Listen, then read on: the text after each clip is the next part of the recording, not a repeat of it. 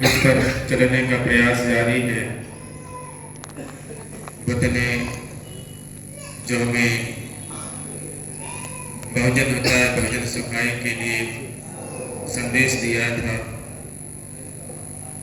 उसको भी जीवन में उतारने का प्रयास जारी है। तदुपरांत हम राजा सम्राट अशोक को नमन, क्योंकि नवराजा सम्राट अशोक ने भगवान बुद्ध की शिक्षाओं को पूरी दुनिया में प्रचारित और प्रसारित किया। तदुपरांत परम पूज्य बाबा साहब डॉक्टर अम्बेडकर को नमन, क्योंकि बाबा साहब डॉक्टर अम्बेडकर ने हम भारतवर्ष के लोगों को विश्व का सबसे सुंदर संविधान और उतना ही सुंदर बौद्ध धर्म महान दिया। नमन उन सभी संतों गुरुओं महापुरुषों को जिन लोगों ने देश में समतामूलक समाज की लड़ाई लड़ी है और जिन लोगों के संघर्षों के कारण भी हमें थोड़े बहुत समानता के अधिकार मिल पाए हैं। इस धर्म सभा में उपस्थित पूज्य भिक्षु संघ और आप सभी श्रद्धावान उपासक उपासिकाएं,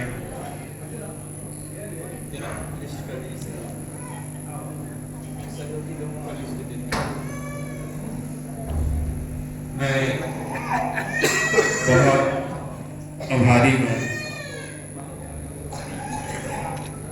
इस धर्मचारिका के सहयोगियों का। हालांकि मैं लगभग एक हफ्ते पहले बहुत चिंतित हो गया था।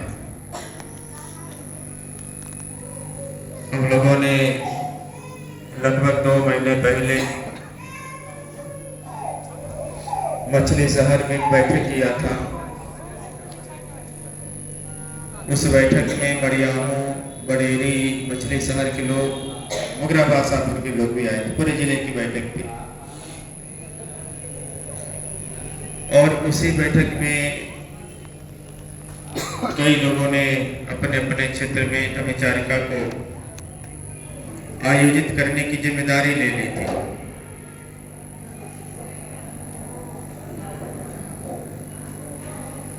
पुरुषोत्तम जी के सुपुत्र राहुल जी थोड़ा मुझे जिम्मेदार लगते थे, तो वो भी उसमें थे। ऊपर चढ़ के जिम्मेदारी लिए।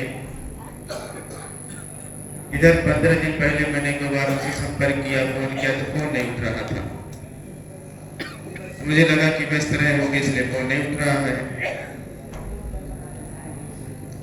एक दिन राहुल ने मुझे फोन किया, ये राहुल सामने बैठे हैं, कहा भट्टे जी बड़ियामों की स्थिति बहुत खराब है। हमने कहा क्या हो गया? कह रहे बड़ियामों 0 पे जा रहा है। हमने कहा ऐसा मत करो यार, बड़ियामों में बहुत बार आया हूँ और जब भी मैं बड़ियामों आया हूँ तो बड़ियामों हजारों लोग आए हैं, वहाँ बहुत सक्रिय लोग, ऐसे कैसे हो सकता है? इन्होंने बताया, राहुल ने हमसे बोला है कि मुझे भट्टे जी को बताने में थोड़ा सा मतलब शर्म लग रही है और उनसे बोल दीजिए कार्यक्रम नहीं हो पाएगा। तो हमने कहा इसीलिए फोन नहीं उठा रहे क्या वो? तो फिर मैंने उनको फोन किया, फिर नहीं फोन उठाए। तो मैंने रमा शंकर भारती जी से कहा देखो वहाँ क्या स्थिति हो रही है। तो भी कहने लगे भट्टी में फोन करा, फोन नहीं उठ रहा वो उनका। तो फिर मैंने रामचंद्र गौतम जी को फोन किया। हमने कहा गौतम जी जरा वहाँ की टीम से बात करिए और वहाँ तो बड़ी दिक्कत हो रही है, अभी 10 दिन बचा है, कैसे क्या होगा?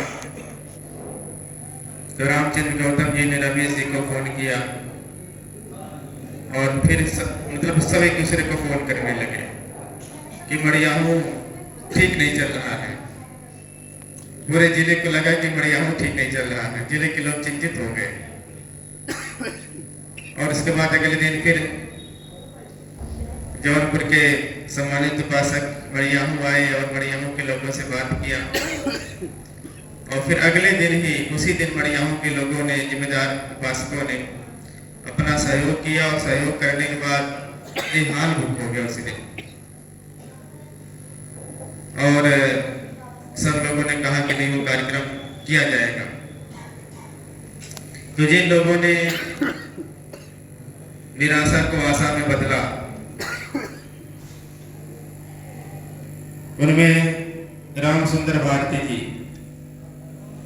वीडियो साहब कृपया खड़े हो जाइए। वीडियो साहब सुनते कम है लेकिन माइक से पूरा सुनते हो, इशारा सब समझते हैं। वीडियो साहब क्या, मैं 15 साल पहले गया था, क्या रात में रुका था और इन्होंने रात में बाटी चोखा खिलाया था, मुझे वो भी याद है अभी भी। और मुझे कहाँ किस कमरे में सुनाया तो मुझे वो भी याद है। तो वीडियो साहब बहुत धन्यवाद आपका। फूलचंद गौतम जी, मानी गौतम जी तुरंत एक्टिव हो गए और आज की व्यवस्था में लगे हुए हैं। विनोद सिद्धार्थ जी, देखिए कुमार साहब यहाँ बैठे हुए हैं, आपका सहयोग मिल गया। अशोक रंजन जी, रंजन साहब का सहयोग मिल गया, आप भी अध्यापक हैं। बेचन लाल अध्यापक जी, देखिए ये भी, इनका भी सहयोग मिल गया। बाकेलाल जी, बाकेलाल जी अच्छा पीछे बैठे हैं, व्यवस्थाओं में जुटे रहते हैं। अच्छा। राकेश एडवोकेट जी, वकील साहब कहाँ हैं? गौतम जी हैं, अच्छा उधर गौतम जी बैठे हैं। हौसला जी, हौसला जी बैठे हैं। स्वामीनाथ जी, इधर स्वामीनाथ जी बैठे हैं। और जिनको मैं बहुत ज्यादा मानता हूँ और इनको भी नहीं मानते, इनके बच्चों को उनसे भी ज्यादा मानता हूँ, यशवंत जी।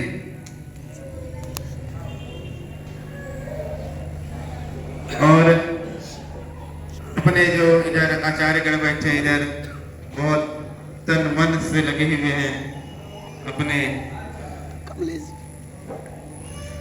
भारती जी, कमलेश जी। कमलेश जी को मैं तो केवल पौधाचार समझता था, लेकिन इन्होंने गाना बहुत अच्छा गाया है। मुझे लगता है कि आप कथा कहानी कम करिए, गाना ही गाते रहिए, संस्कार कराना बंद करिए। तो आप सभी जो यहाँ उपस्थित उपासक लोग हैं, आप लोग अपना समय निकाल करके आए, उपासिकाएं आई, आप सभी लोगों को मैं मंगल कामनाएं ज्ञापित करता हूँ, धन्यवाद देता हूँ कि आप लोगों की वजह से ये सुंदर सा हाल मिला है। कल हम लोग रुके थे वहाँ पे जौनपुर, हाँ नूर नारी ऐसे कुछ करके जगह है, वहाँ रुके थे। हाँ, और कल हम लोग लगभग 40 किलोमीटर चले थे। कल हम लोग हरहुआ से चले थे, बाबतपुर में भोजन किए थे, वहाँ 3 बजे तक हम देशना किए थे और 3 बजे से फिर हम लोग लगातार चल करके वहाँ पहुँचे थे, लगभग 30 किलोमीटर।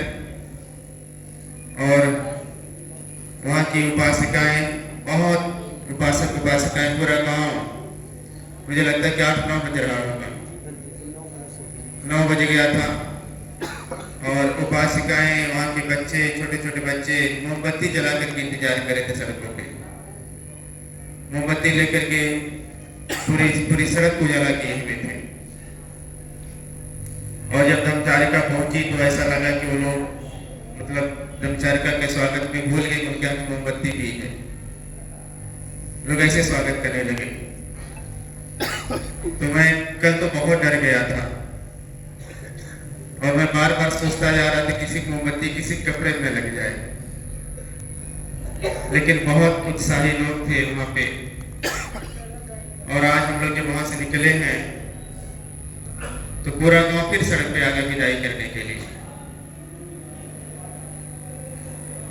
और महिलाओं को बार बार आयोजक लोग रोक रहे थे कि आप लोग वापस आइए। वो लोग कहते नहीं, अगले चौराहा तक, कहते अगले चौराहा तक। इस तरह से अगले अगला करके बहुत 2-3 चौराहा तक वो लोग आए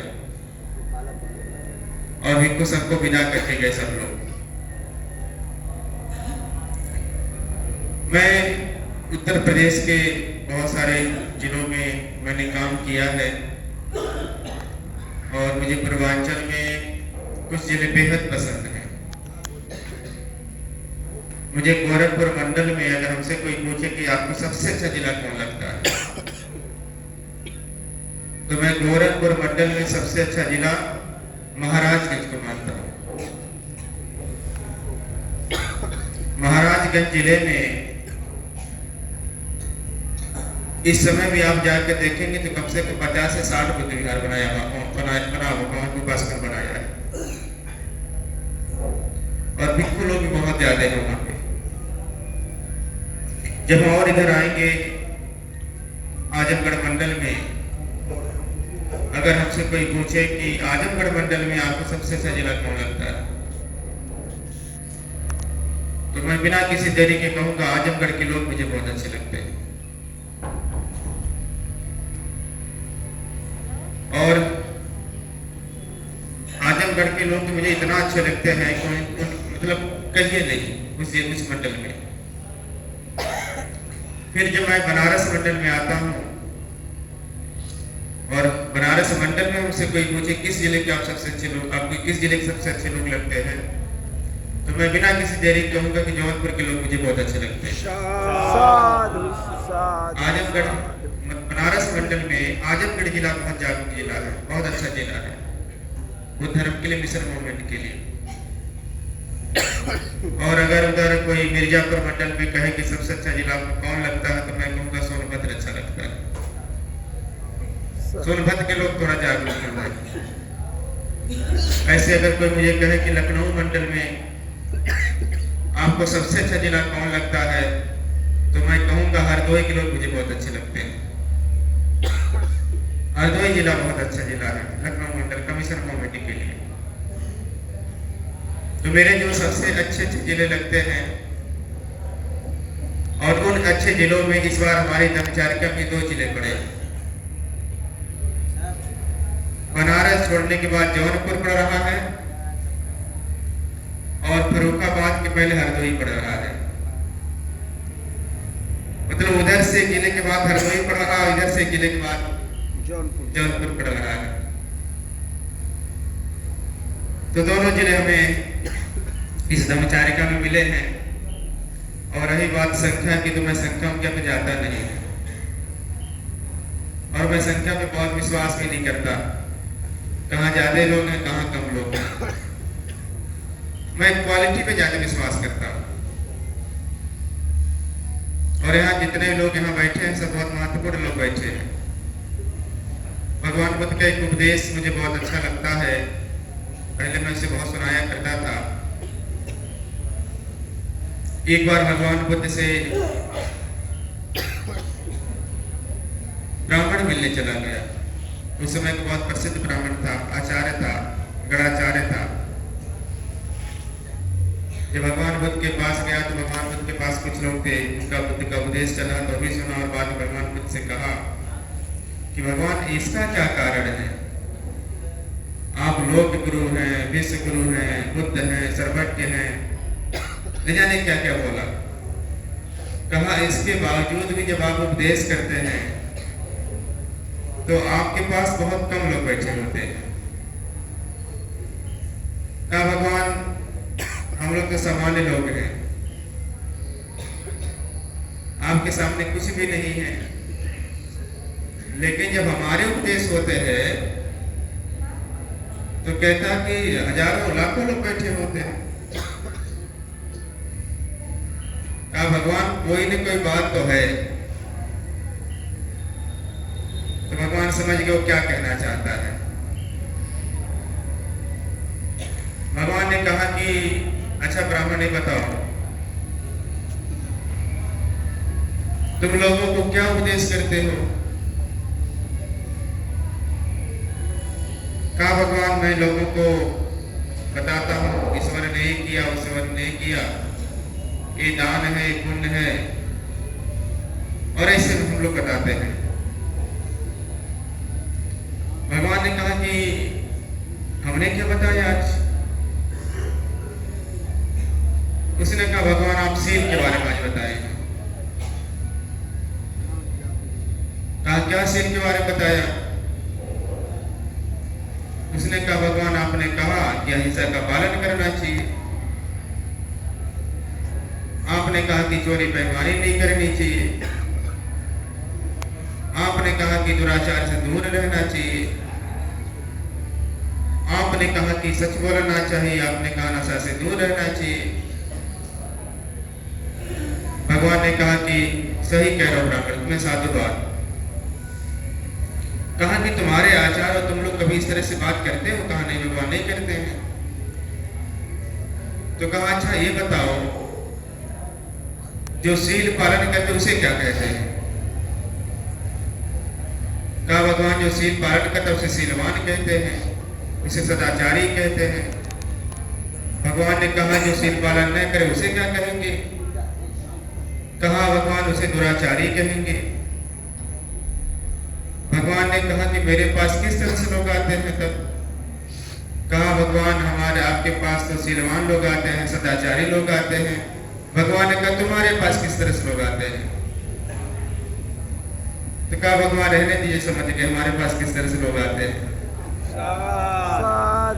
भगवान ने बताया बताओ फिर संख्या किसकी अच्छी है, तुम्हारी वाली अच्छी हमारी वाली अच्छी है? दूसरे कहा भगवान आप ही के लोग ठीक है। तो हम संख्या पे नहीं जाते हैं और हम फिर कह रहे हैं कि जो महत्वपूर्ण लोग हैं वो बहुत महत्वपूर्ण लोग ज्यादा काम करते हैं, इसको ध्यान में देना चाहिए, ध्यान में रखना चाहिए। जहां तक धर्मचारिका की बात है, इसके पहले हम लोगों की 3 धर्मचारिकाएं हुई हैं। 2022 में हम लोग सारनाथ से श्रावस्ती गए थे। 450 किलोमीटर की पदयात्रा थी, लगभग 16 दिन लगे थे। उसके बाद हम लोग लुम्बिनी गए। लुम्बिनी लगभग 500 किलोमीटर की यात्रा थी और उस दूरी को तय करने में हमें 19 दिन लगे थे। उसके बाद फिर हम सब लोग सारनाथ से देवदेव होकर के कुशीनगर गए थे। वो दूरी लगभग 600 किलोमीटर की थी और हमें 22 दिन लगे थे। इस बार हम लोग सारनाथ से संकिसा जा रहे हैं। इसकी दूरी लगभग, दरवाजा बंद करिए जरा,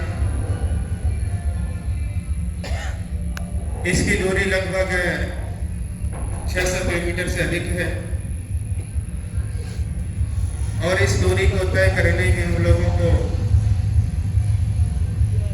25 दिन लग रहे हैं। 25 दिन में हम लोग संकिसा पहुंचेंगे।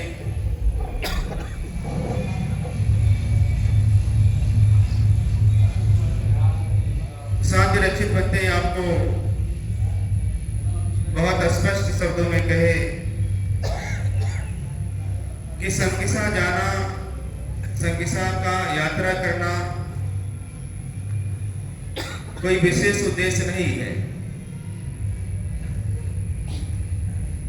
संकिसा हम लोग कई बार गए और कई बार जाएंगे।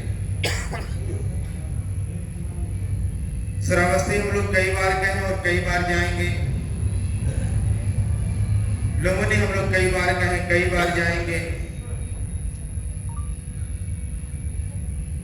खुद के हम लोग कई बार कहे कई बार जाएंगे, कुशीनगर हम लोग कई बार गए कई बार जाएंगे। और अगर यात्रा करना उद्देश्य होता, वहां दर्शन करना उद्देश्य होता, तो हम लोग आधुनिक संसाधनों का उपयोग करके गए होते, ट्रेनों से गए होते, बसों से गए होते, अपने वाहनों से गए होते, और वहां पहुंचने में जाने में नहीं लगता, आने में नहीं लगता, 2 दिन में यात्रा समाप्त हो जाती। अर्थात विखो विचरण करो, चलते रहो। भगवान ने कहा कि कहीं रुको नहीं। अब आप यहां देखिए कि हम लोग इस बंद हाल में बैठे हैं, आप देशना सुन रहे हैं और हम लोग देशना दे रहे हैं। तो इस हाल में वही लोग आए हैं जो विचारधारा के लोग हैं, जो बुद्ध और बाबा साहब अम्बेडकर से प्रेम रखने वाले लोग हैं। वही लोग इस यात्रा में आए, इस हाल में बैठे हुए हैं। और जो विचारधारा का व्यक्ति नहीं है, आप उसको कितना भी बुलाएं वो नहीं आएगा। और ऐसा नहीं बुलाने का प्रयास नहीं हुआ। कमलेश जी बता रहे, इन्होंने तो लाउड स्पीकर बात करके लोगों को बताया, प्रचार प्रसार किया, लेकिन जो विचारधारा का नहीं वो नहीं आता है।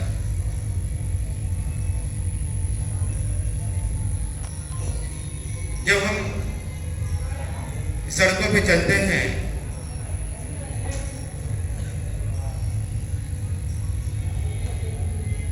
तो सड़कों पे चलने वाले विभिन्न जातियों के लोग हैं,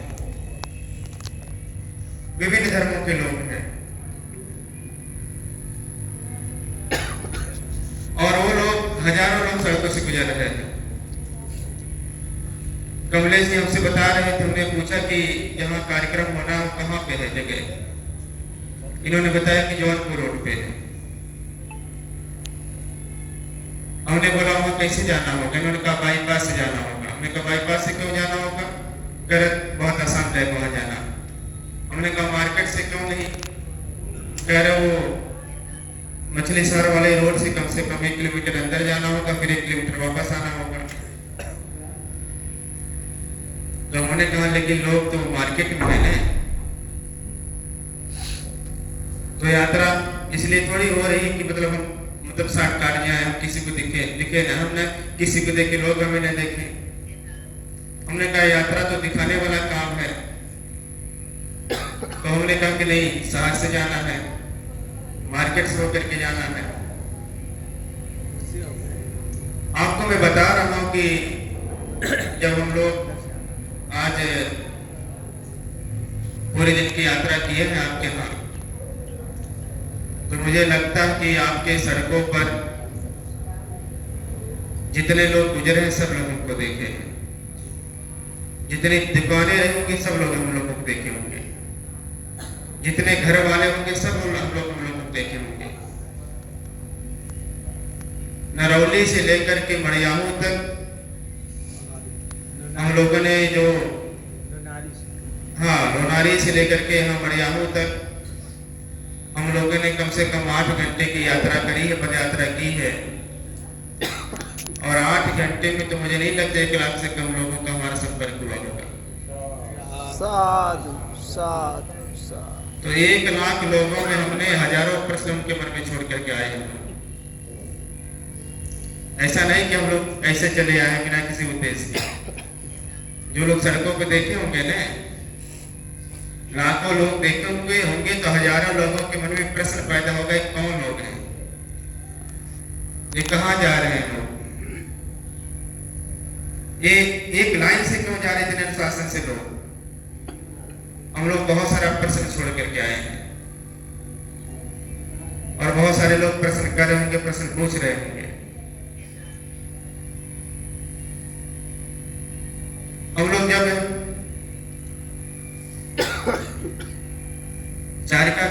यात्राएं करते हैं तो न केवल हजारों लोगों के मन में प्रश्न छोड़ते हैं, बल्कि हजारों लोगों को में से बहुत सारे लोग प्रभावित भी करते हैं। यात्राओं का अपना बहुत महत्व होता है। यात्राओं का ये महत्व है, अब आप सोचिए कि महाराजा अशोक को कोई उपदेश नहीं देने गया था।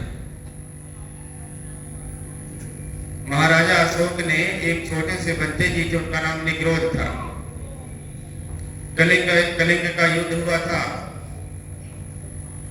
कलिंग युद्ध में लगभग 2 लाख लोग मार दिए गए थे। लगभग 2 लाख लोगों के हाथ पैर कटे हुए थे और लगभग 2 लाख लोग घर से बेघर हो गए थे।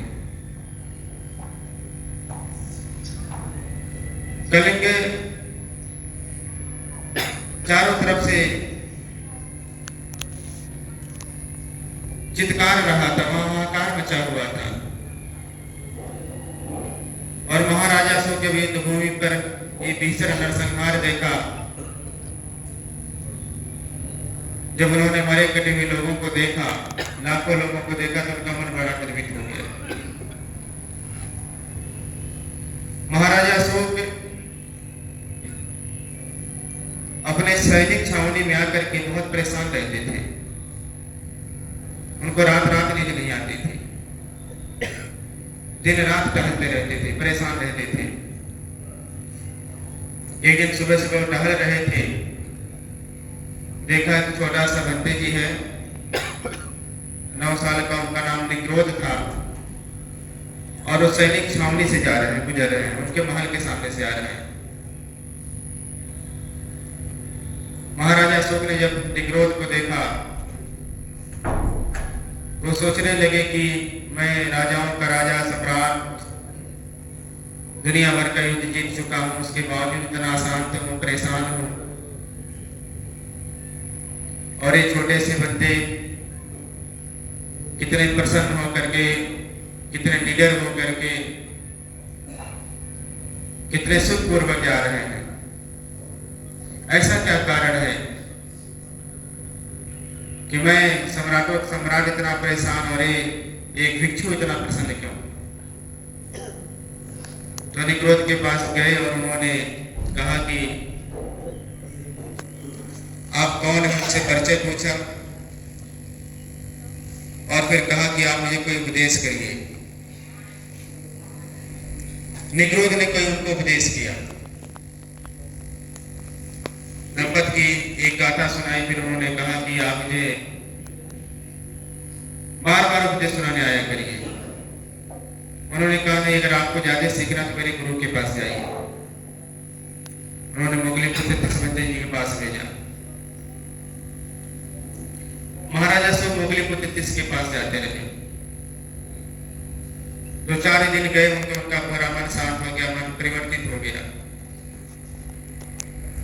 और एक दिन उन्होंने कहा मध्य मोगलीपुत्र तिस से, उन्होंने पूछा, कहा कि भंते जी मुझे ये बताएं कि भगवान ने कितने उपदेश किए हैं।